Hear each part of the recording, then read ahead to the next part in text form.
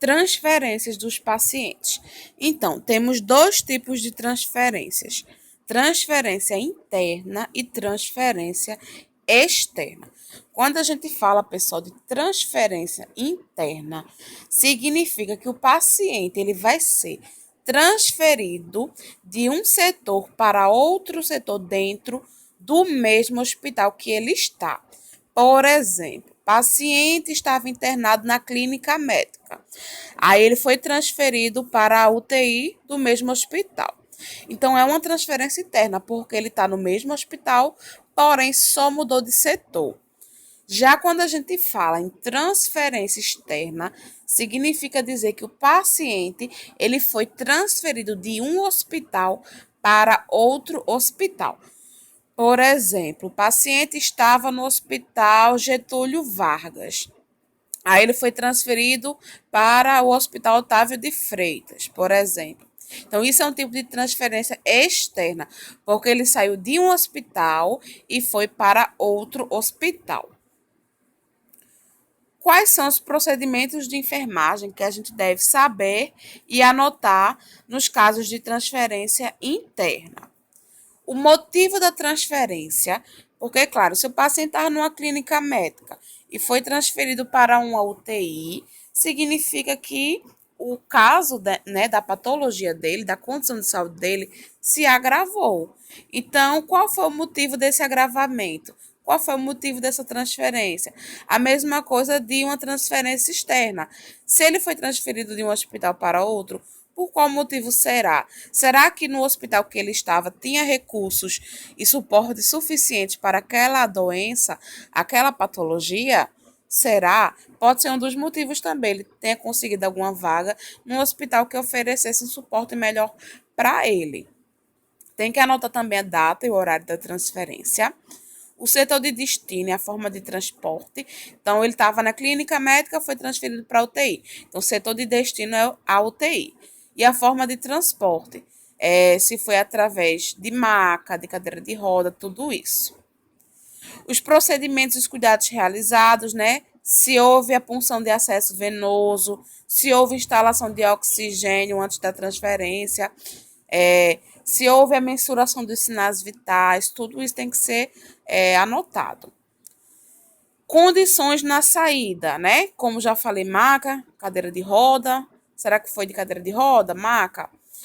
O nível de consciência desse paciente, será que ele saiu num estado de consciência bom ou será que ele saiu pior? Então, presença de lesões também. Será que ele tinha alguma lesão por pressão, tá?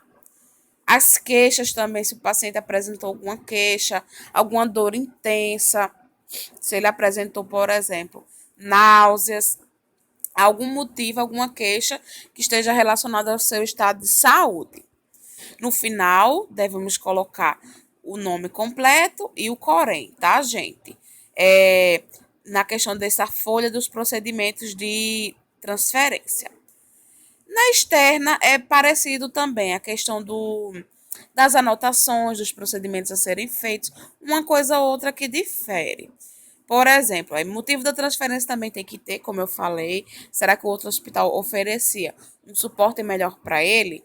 Data e horário dessa transferência externa, a instituição de destino, né, no caso o nome do hospital, a forma de transporte, será que é através de uma ambulância comum? Será que é através de uma ambulância UTI? O encaminhamento, tá, gente? Porque tem que ser transferido com encaminhamento. Só entra lá se o médico deu encaminhamento. Até porque tem senha, né? Para ser transferido médico do hospital que ele estava antes, tem que ligar para lá, pedir uma senha, ver se tem vaga, tudo isso. Procedimentos e cuidados realizados, né? Também a questão do acesso venoso, instalação de oxigênio, mensuração dos sinais vitais, tudo isso. Condições de saída também tem que ser anotado no caso da transferência externa, assim como a gente deve anotar na interna, tá? O nível de consciência do paciente, a presença de lesões, tudo isso.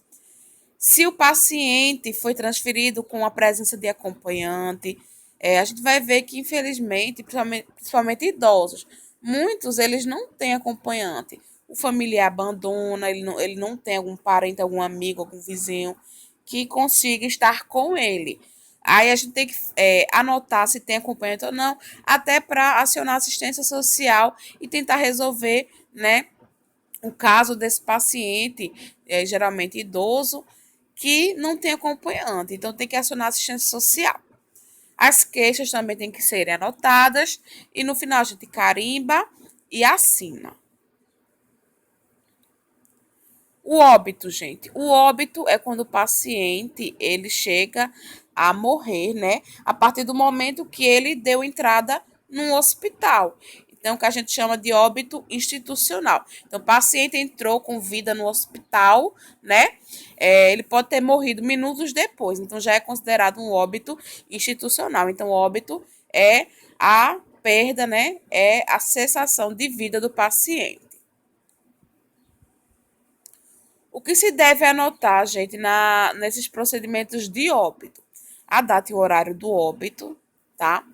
Identificação do médico que o constatou, porque só o médico, apesar que a gente sabe, né, se o paciente ele veio a óbito ou não. Então, a gente analisa as pupilas, a gente faz a questão da palpação da artéria, né, da carótida. Então, assim, a gente tem como saber se ele morreu. Porém, só o médico ele pode, de fato, constatar esse óbito. Então, a gente tem que identificar o médico que constatou. Rol de valores e pertences do corpo, né? E a quem foi entregue, a gente tem que pegar, né? Se o paciente ele morreu e estava com joias, né, no corpo, pertences e tudo mais. Temos que recolher, identificar e entregar. E a gente tem que anotar também no protocolo, no papelzinho, a quem foi entregue, tá? O responsável por esses pertences. Comunicação do óbito ao setor responsável, conforme rotina institucional. Então, vai ter hospitais que vai ter ali, né, o necrotério. Então, a gente tem que comunicar o necrotério para vir buscar o corpo, tudo isso. Temos que fazer, gente, também a questão dos procedimentos pós-morte, tá? A questão da higiene, porque assim, não é porque o paciente morreu que a gente deve entregar ele de todo jeito, não. Por exemplo, se o paciente morreu antes da rotina do banho, a gente dá banho geralmente no paciente, nos acamados, né? Que não tem condições de tomar banho sozinho, de manhã. Então, faz de conta que o paciente faleceu às 6 da manhã. Ele não tinha tomado banho do dia. Não é porque ele morreu que a gente deve deixar de todo jeito, não. O certo é a gente higienizar esse paciente, certo? Antes de entregar ele para o setor de destino pós-morte. Fazer também a questão do tamponamento, tá? Todos os orifícios que ele tiver pelo corpo, a gente deve tamponar com algodão, com gás, com o que tiver, para evitar que saia fluidos. Curativos também, gente.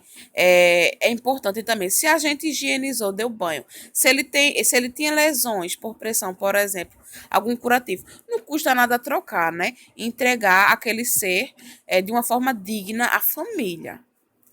Retirada de dispositivos, no caso, se o paciente estava com sonda, a gente retira a sonda. Se ele estava com acesso venoso, ou periférico, ou central, a gente retira esses acessos venosos. Se ele estava com máscara de O2, né, oxigênio, a gente retira essa máscara. Todos os dispositivos, se ele estava se alimentando por sonda nasointeral, a gente retira essa sonda. Então, tudo isso deve ser retirado antes de encaminhar o corpo. Temos também que fazer o posicionamento anatômico do corpo, sempre que possível, porque a gente sabe que no decorrer dos minutos e das horas vai ser cada vez mais difícil colocar o corpo no formato anatômico, né? Por causa do enrijecimento dos músculos. Então, o mais rápido possível, a gente deve fazer esse posicionamento anatômico, né? Identificação do corpo. Nunca devemos negligenciar essa questão da identificação. Tem que colocar o nome dele completo, todos os dados direitinho, tá, gente? Para não ter questões do tipo trocas de corpos, né? No necrotério, no IML, sejam de for, gente. Tem que fazer sempre essa questão da identificação bem feita do corpo. O encaminhamento do corpo, né? A forma que ele foi encaminhado. Será que ele foi colocado dentro de um saco plástico ou apenas coberto por um lençol? O local que ele foi encaminhado, devemos anotar também. o horário de saída do corpo do setor, tá, gente? E no final, coloca o nome completo e carimba, tá? Essa folha de procedimento do óbito do paciente. Então, tudo isso, gente, a gente tem que anotar, tem que verificar detalhadamente e fazer esses procedimentos de forma correta, tá? Tanto da questão do começo da nossa aula, que a gente viu sobre a admissão do paciente ou da alta dele, a questão também das transferências e do óbito. Porque uma rotina de um hospital, ela é baseada não só em procedimentos técnicos, né, feitos lá na hora, mas a gente também tem que protocolar, tem que descrever, tem que assinar, tem que ficar respaldado, porque lá na frente, se acontecer algum problema, alguma coisa, a gente tem ali o livro, tem ali o prontuário do paciente, para a gente provar quais foram os procedimentos que a gente fez, as atitudes que a gente tomou, tá, gente? Tem que ter cuidado em relação a isso.